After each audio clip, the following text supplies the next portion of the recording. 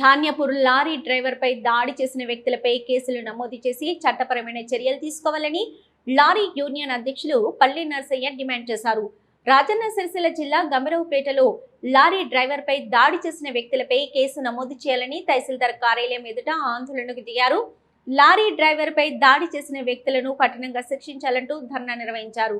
అనంతరం ఎస్ఐ అనిల్ కుమార్ తహసీల్దార్ మారుతిరెడ్డికి ఫిర్యాదు చేశారు.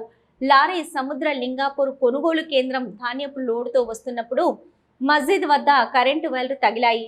దీంతో లారీని ఆపిన డ్రైవర్ వైర్లను సరిచేస్తుండగా ఇరువురు గుర్తు తెలియని వ్యక్తులు అక్కడికి చేరుకొని డ్రైవర్పై దాడికి పాల్పడ్డారు.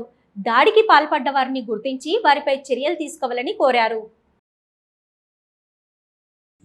ఈరోజు మా యొక్క లారీ సముద్రలింగాపూర్ నుంచి ధాన్యం లోడ్ చేసుకొని జానగ్రామ ఇండస్ట్రీస్ గంభీరావుపేట వస్తుండగా గంభీరావుపేట పట్టణంలో వైర్ల తాకిడి ఉన్నందువలన డ్రైవర్ చులోగా వెళ్ళడం జరిగింది. ఇద్దరు వ్యక్తులు షాపు వాళ్ళు లారీ డ్రైవర్ను ఆపి ఇనంగా ఎవరు రమ్మన్నారు నిన్ను అని దౌర్జన్యం చేసి డ్రైవర్ను గుంజి కొట్టడం జరిగింది. దీనిపై అధికారులు స్పందించాలి, తక్షణమే వాళ్ళని అరెస్ట్ చేయాలి.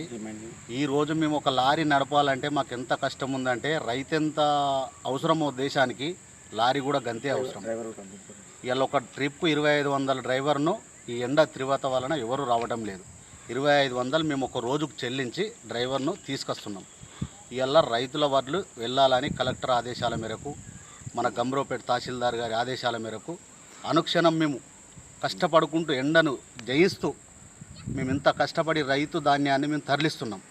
ఇలాంటి వ్యక్తుల వలన మాకు రక్షణనే లేకుండా కరువైపోయింది. వాళ్ళని తక్షణమే అరెస్ట్ చేయని ఏడల మేము మా రవాణాను నిలిపివేస్తాము. మన మండల ద్వారానే కాదు జిల్లా ద్వారా కూడా మొత్తం మా సంఘాలను లేపి మొత్తం రవాణాను బంద్ చేయడం జరుగుతుంది.